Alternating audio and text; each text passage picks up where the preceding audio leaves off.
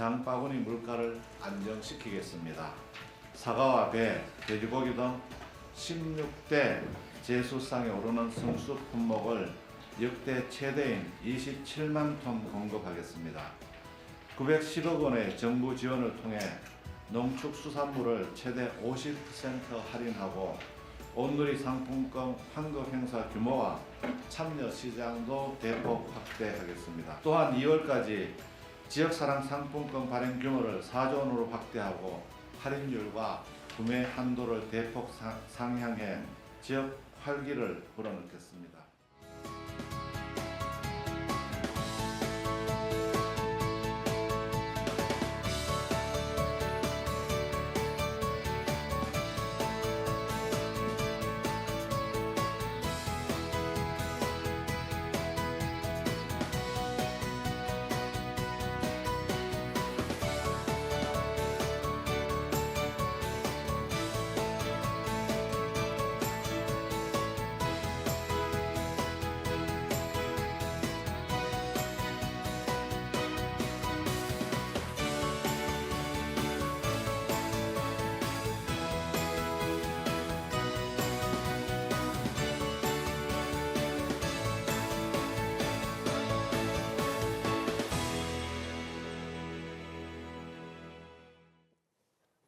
민족 최대 명절설이 이제 일주일 정도 남았습니다. 정부는 지난 28일 성수품 물가 안정, 또 민생 부담 경감, 내수활력 제고, 국민 안전 이 네 가지의 중점을 두고 2016 설 민생 안정 대책을 마련했습니다.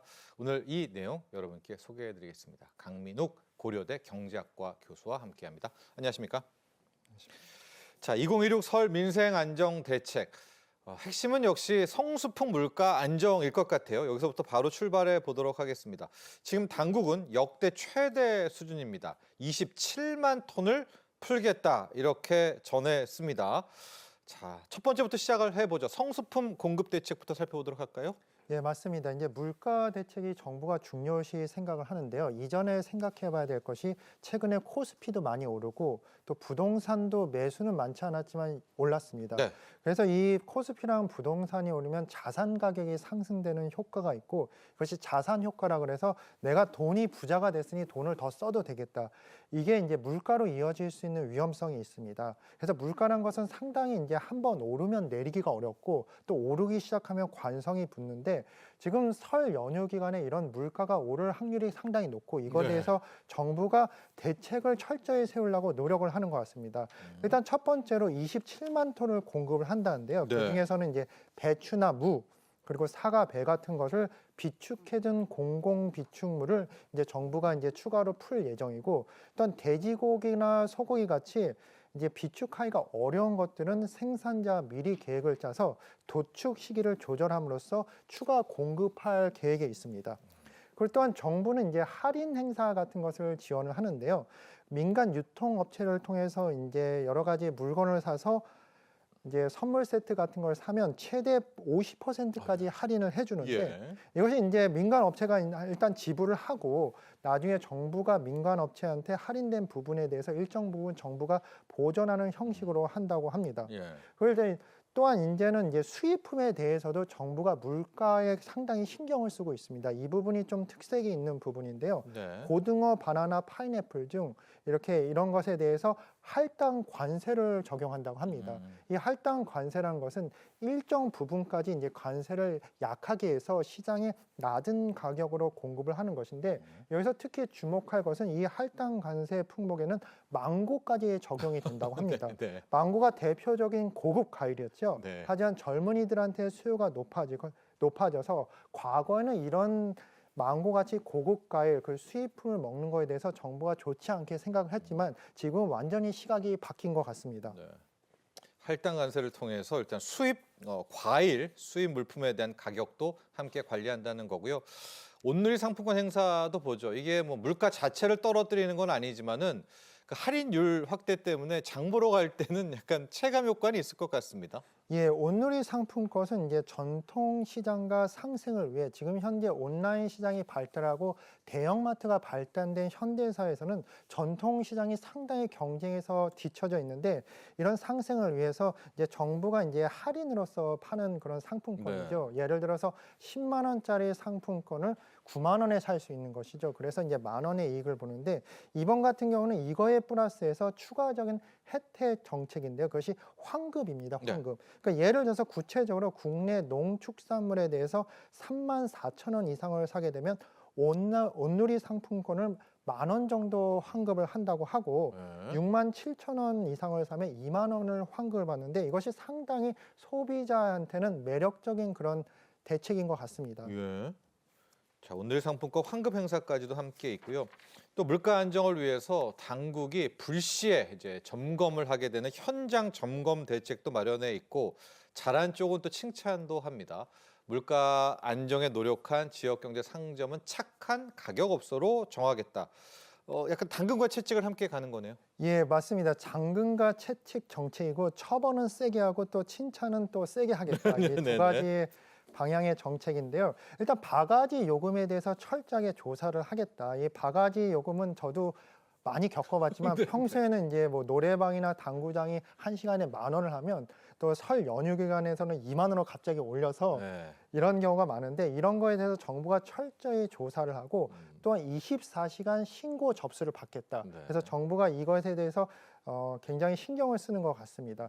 또한 이제 설탕이나 밀가루, 계란 같이 설 기간 동안에 필수 식재료 같은 경우는 가격 단합에 대해서 철저히 조사하겠다고 정부가 밝혔습니다. 그래서 만약에 걸릴 경우에는 체벌을 아주 세게 하겠다고 이렇게 발표를 했고 하지만 이런 것에 비교해서 또 착한 가격 업소라는 것이 있습니다. 이 착한 가격 업소는 이제 합리적 가격이나 양질의 서비스를 제공하는 것을 정부가 선정을 해서 이런 업소들을 선정을 해서 홍보나 경영 컨설팅 혜택을 주는 업소죠. 이것이 작년 25년도에서는 이곳에 투입된 예산이 31억 원이었었는데 이번에는 49억으로 인상을 하게 되었습니다. 자, 저렇게 착한 가격업소 지원도 확대하면서 또 물가 안정을 함께 꾀하겠다는 거고요. 앞서 잠깐 언급을 해주셨는데 이번에 설 맞이 큰 폭의 할인 행사를 하는 곳들이 많이 있거든요. 다 저희가 알려드릴 수는 없지만 좀 규모가 큰 부분들 한번 정리해서 전해주시죠. 예, 맞습니다. 정부가 직접적으로 할인을 행사에 개입하는 것이 아니라 이제 기업 차원에서 그리고 이제 온라인 쇼핑 차원에서 이제 설맞이 특별 할인 행사를 하는 곳이 많아졌습니다. 구체적으로 이제 우체국 쇼핑 같은 경우에는 임산물의 여러 가지 종목을 한해서 2월 13일까지 최대 15% 할인율을 적용을 합니다. 그 임산물이라고 하면 숲에서 나는 생산물이죠. 예를 들어서 잣이나 대추, 밤 그리고 이제 버섯 같은 것, 버섯 같은 것이 있는데 이것이 이제 지역 특산물이 많습니다. 이번 기회에 이제 지역 특산물을 싸게 살 수 있는 기회인 것 같고 또 네이버 쇼핑에서도 최대 할인율을 3,000원까지 적용을 하고 또 푸른 장터죠. 산림조합에서 운영하는 것인데 최대 할인율이 30%까지 적용이 됩니다.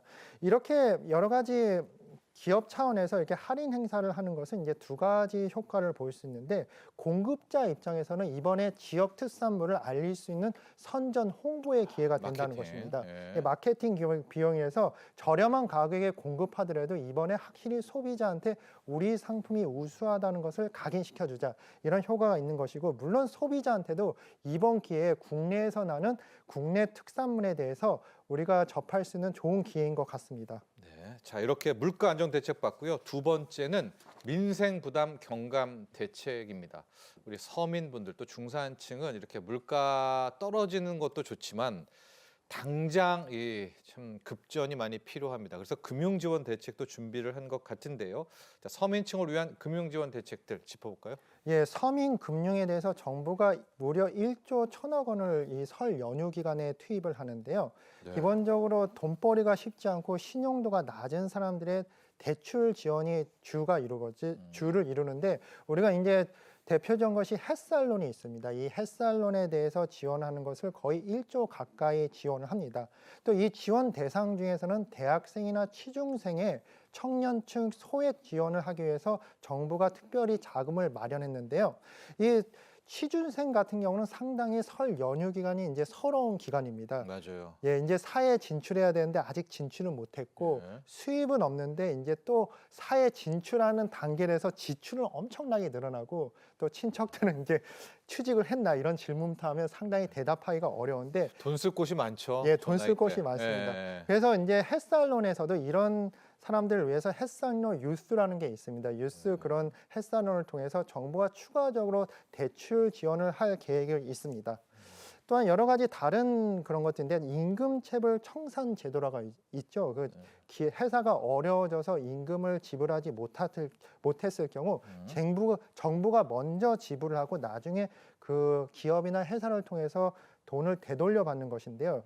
이 부분도 정부가 더욱더 지원을 확대를 하고 네. 또한 더욱더 중요한 것은 임금 체불이 있었던 그런 기업 같은 경우에는 정부가 집중 지도를 하고 또한 집중 감독을 해서 다시는 이런 일이 일어나지 않도록 그렇게 관리를 강화하는 제도를 강화하겠다고 발표를 했습니다. 네, 서민 금융지원 대책이 있고요.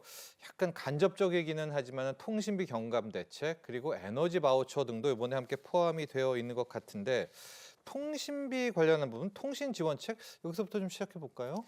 예, 맞습니다. 이 통신도 다양한 지원이 있는데 그 중에 이제 대표적인 것이 이제 무료 영상 통화 지원이라는 것입니다. 네. 우리가 모든 사람들이 설 연휴 기간 동안에 가족을 만나고 친지를 방문하고 이제 부모님을 봤으면 좋겠지만 여러 가지 상황 속에서 이제 그렇게 방문을 못하는 사람들이 있지 않습니까? 예. 이번 기회에 이제 영상 통화라는 게 중요한데 이 경우 이제 정부가 이제 무료 영상 통화를 설 연휴 기간 2월 14일부터 18일 동안 지원을 한다고 합니다.